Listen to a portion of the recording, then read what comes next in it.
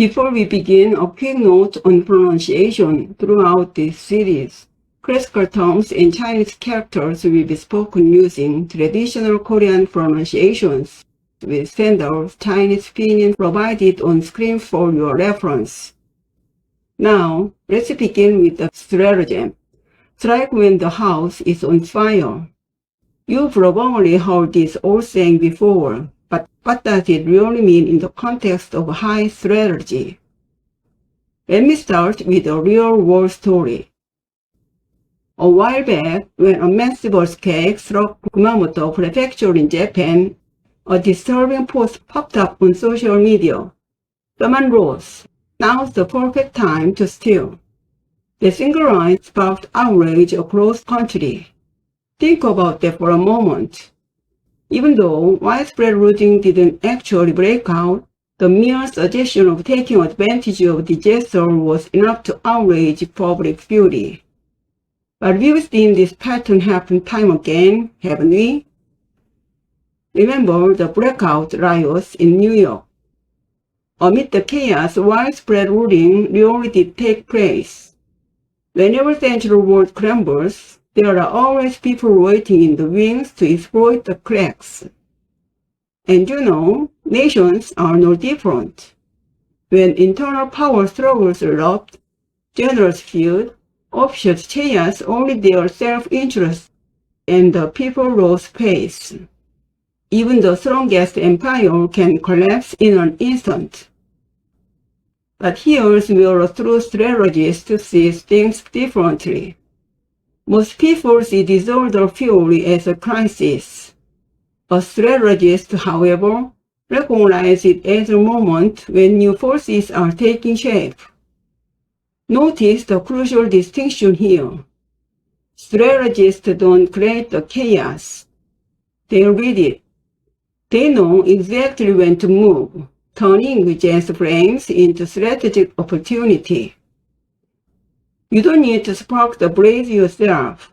The fire is already spreading. What matters is how you use its momentum. That is the absolute essence of today's strategy. Exploit the fire, don't start it. In Asian military thought, this is known as 진화 타격, a principle about leveraging existing disorder rather than causing it. In this lecture, we are going to explore its core meaning through the original text, unpack the deep philosophy behind it using the I Ching, Book of Changes, and see how it connects to the Hexagram K, breakthrough, and Gu, coming to meet. Together, they reveal the timeless wisdom of strategic timing. Let's dive in. In Asian military thought, it's written as 진화 타격, which literally translates to take advantage of a fire to root. Now, on the surface, that sounds pretty aggressive, doesn't it? But when we look into the characters themselves, we uncover a much deeper layer of strategic wisdom. Let's break them down together. First, we have Jin. Look at its structure. It's formed by Ju, meaning to run, and Jin, a symbol representing a dense gathering of people or events. So, it doesn't just mean running quickly. It implies seizing a moment when circumstances converge. In other words, it's about acting without a kind of hesitation when a rare alignment of opportunity appears. Next is Pa, fire. Fire is not only a literal blaze. In classic military philosophy, fire is the ultimate symbol of internal disorder. Civil strife, rebellion, economic collapse, famine, political power struggles, or even widespread disease. Basically, an environment where social order breaks down is a fire. So, 진화 doesn't mean setting the house on fire yourself. It means riding the wave of chaos that's already burning. Then comes Da, We usually translate this as to strike or to attack, but in a strategic sense, it means initiating decisive action, making the critical, calculated move right when the opponent is off balance. And finally, Geop. This character combines 거, meaning to move, and 력, meaning force or strength. Literally, it means to seize by force, but in high strategy, it goes far beyond petty ruling. It means capturing the initiative, securing vital advantages, reclaiming total control, while the other side is destabilized. So, when you put all four characters together, 진화 타격 is not a call to create chaos. It's the art of strategic opportunism. It's about recognizing existing disorder, reading the momentum, and taking decisive action to secure a position of strength. Now, let's look at the fundamental text behind this stratagem. The original line puts it very succinctly. 제5개 진화 타격 적지해대 취세 취리 강결유야. When the enemy suffers great harm, follow the momentum to take advantage. Form is cut through softness. Let's break this down together, because every single word here holds the strategic weight.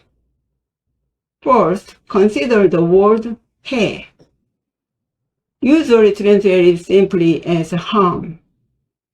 But when we look more closely at its character structure, we find something much more revealing. It contains 면, representing a roof or household, 구, representing mouth or heated argument, and 봉, depicting weapons thrown. Now, do you see the image this character creates? It suggests a household where weapons have been thrown and internal fighting has erupted. In military terms, 해 doesn't mean physical damage from the outside. It can also represent severe internal decay, political division, power struggle, the loss of public trust, and even social collapse. An enemy may appear strong from the outside, while internally its foundations are already beginning to weaken. And that is precisely the kind of moment a strategist must learn to recognize. Next, we have 취세, 취리. Follow the momentum to take advantage. The absolute keyword here is 세. In Asian strategy, 세 is a dynamic configuration of power, the natural momentum of a situation. It is not simply physical strength. It is the direction in which circumstances are already moving. Strategic mastery is not about causing chaos with brute strength. It's about reading the shifting momentum and moving seamlessly in alignment with it. Once the opponent destabilizes. And then comes the core philosophy, 강결유야. Form is cut through softness.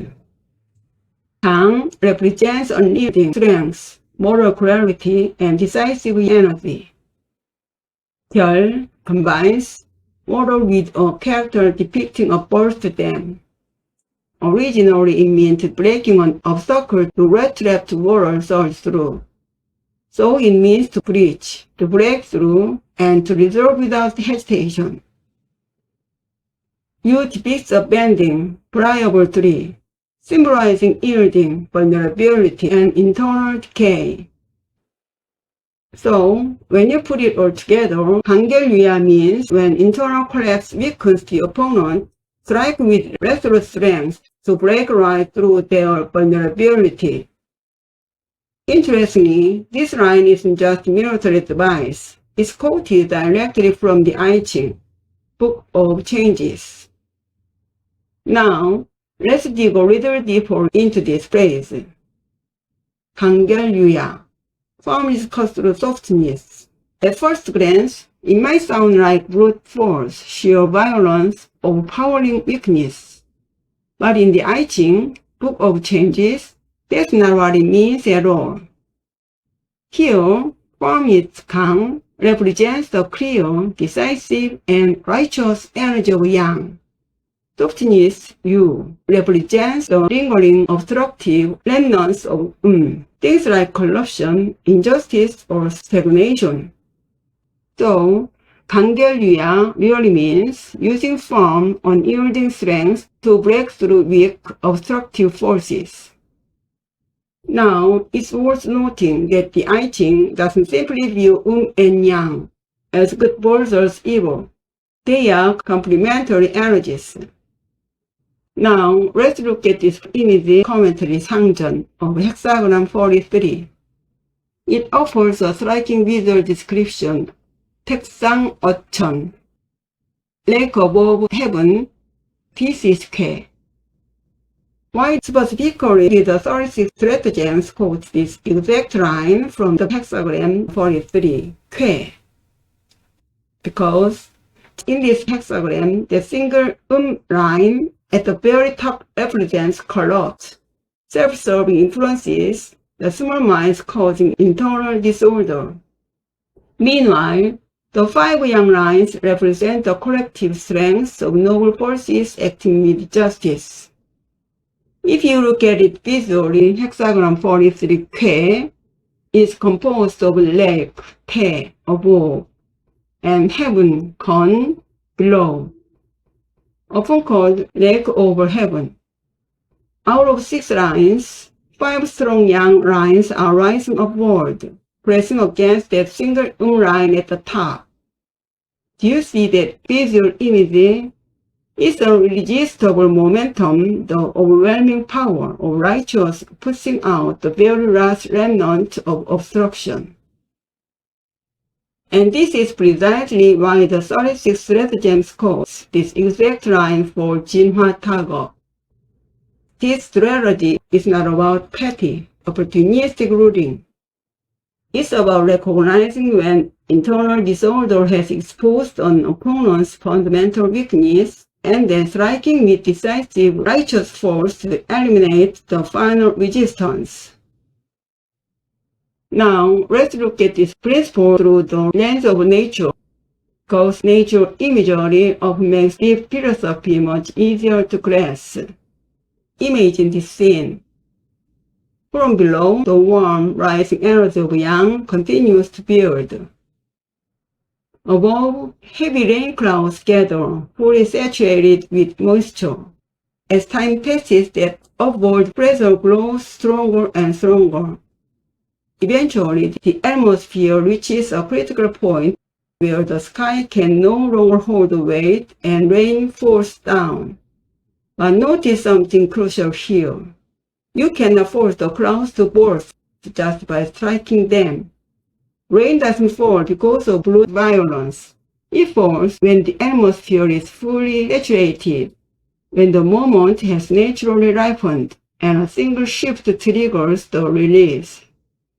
The decisive release, the sudden transformative breakthrough, is what the I Ching calls Guai. So, 강결유야, firmness cuts through softness, is not about the strong crushing the weak. It's about the natural removal of an obstruction once the time is life. Yang energy rises, presses against the final remnant of and when the tipping point is reached, the barrier vanishes. Now, here's where the philosophy gets really interesting. Once the final line at the very top is broken, the hexagram becomes pure yang. But as we know, in ancient philosophy, complete balance must always return. So the moment yang reaches its peak, a brand new line quietly emerges at the very bottom. This is why the hexagram following Guai breakthrough lake over heaven is Gu, coming to meet heaven over wind. It signals the subtle beginning of a brand new cycle, a fresh shift in momentum. Think of that dark sky heavy with clouds once more. Nothing happens until the precise moment the heavens open up. The decisive breakthrough force, clearing what blocks the natural transition, is the true essence of Ke. In the end, this strategy isn't about domination. It's about timing, ripeness, and having the courage to act when the moment matures. The decision is simply the release that allows the next transformation to begin. To truly master this moment of decisive breakthrough, it helps to look at a powerful contrast within the I Ching. Let's compare Hexagram 41, 손, decrease, restraint, with Hexagram 43, 쾌, breakthrough, resolution. Earlier, when we explored the 손 hexagram within the wait at ease for the exhausted, 이 일대로, we saw a mindset built on disciplined patience. 손 hexagram teaches us how to cultivate the excess, hold back our force, and deliberately conserve energy. It's all about restraint, holding your position, building internal strength, and waiting calmly until the right conditions align. But 쾌 demands something entirely different. 쾌 represents the ultimate tipping point. It's the moment when the scales have already shifted, internal cracks have opened to their absolute limit, and the opportunity is staring you right in the face. At that exact instant, hesitation isn't just a mistake, it's a failure. The mandate of Ke is crystal clear. Recognize the decisive moment and move without a second of delay. Think about how this applies to systems in the real world. Just as natural cycles go through periods of accumulation and release, nations, markets, and organizations hit critical breaking points. When internal disorder reaches peak saturation, collapse doesn't happen gradually. It happens in a flash.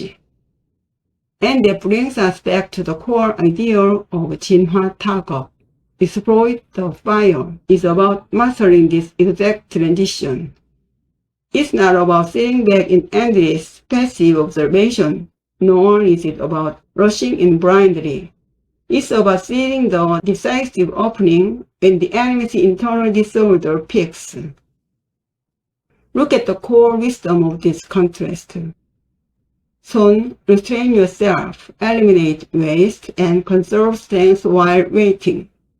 쾌, decide swiftly, strike with reserve, and execute without hesitation. Together, they reveal the dual pillars of high strategy, unshakable patience until the moment ripens, followed by swift, decisive action the second the threshold is crossed. Now, let's turn to the image commentary 상전 of Hexagram 43. It offers a striking visual description. 택상 어천, lake above heaven, this is 쾌. When you first hear that, lake above heaven, it sounds almost impossible, doesn't it? How can a lake sit above the sky? But here, the lake symbolizes heavy, moisture-laden rain clouds gathering high in the atmosphere, fully saturated and ready to release. And look at what the commentary tells us to the next. 군자이 시룩급하 거덕죽기. 군자이. The noble leader, in accordance with this 시룩급하, bestow blessings downward to those below. Just as dense rain clouds cannot hold their weight forever and must shower rain across the dry earth, a true leader mirrors this process. When you possess this power, abundance, and strategic strength do not hold them. Let them flow downward, share resources widely so that all society benefits. Then comes a sharp warning, called objective. To hold virtue without sharing it invites peril. If a leader simply sits on moral high ground or holds on success without generosity, that virtue becomes stagnant. True strength must be expressed through active giving. The great philosopher of Mencius, Mengja, illustrates this principle beautifully. He observed that when a ruler spreads genuine benevolence, even people suffering under tyranny in neighboring states will yearn for his leadership. They will welcome his forces not with fear or resistance, but with open arms and deep gratitude. This gave rise to the famous Chinese idiom, 贪息获奖以扬王茶. With baskets of rice and pitchers of drink, they welcomed the righteous army. You see the profound strategic lesson here. When you hold power, never monopolize it. Let it flow downward like rain from the clouds. Spread prosperity so widely that even those outside your borders long for your leadership. That is how a righteous victory turns into lasting stability. Now, let's explore one of the most profound warnings in the entire commentary. 거덕죽기. They will dwell complacently in virtue. When you first hear that, it sounds completely paradoxical, doesn't it? Doesn't classical philosophy always teaches us to cultivate virtue, rest in it, and rely on it? Why on earth would the I Ching warn us against dwelling in virtue? The answer lies in the fundamental law of change. The absolute peak of power contains the subtle seed of reversal. Hexagram 43, K, represents the decisive climax, the removal of the final obstruction, the total breakthrough of yang energy. But the I Ching never views reality as a static destination. Once yang reaches its absolute maximum, a faint, new energy quietly begins to take root underneath.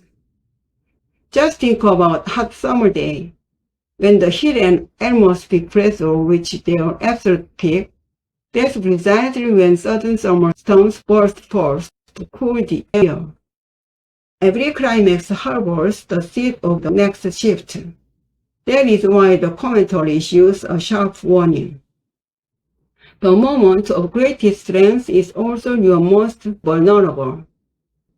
If you start thinking, I am strong enough, I am completely in the right, I have achieved ultimate victory, then your strength ceases to be righteous. It turns into arrogance, and arrogance is always the seed of decline. Guard against arrogance, the exact instant victory is won. Because the moment you believe your work is completely finished, a new wave of change is already sprouting beneath your feet. So, 거덕죽기 really means never cling to past virtues as if they are complete. Never rest complacently on yesterday's achievements. Instead, remain alert to subtle changes, keep adapting, and continuously renew yourself. Eastern philosophy captures this mindset in timeless classic idioms. 괄목상대. Open your eyes to look anew. Demanding that we constantly recognize new growth, both in others and in ourselves. 일신우일신. Renew yourself daily, and day after day, renew again. A true strategist doesn't boast about past righteousness or settle into comfort. They watch for emerging transformations, prepare for the next challenge, and guard fiercely against pride. History gives us a vivid example. of this. Emperor Taizong of Tang understood this balance better than anyone in history. Even after unifying the empire and achieving supreme rule, he refused to grow complacent.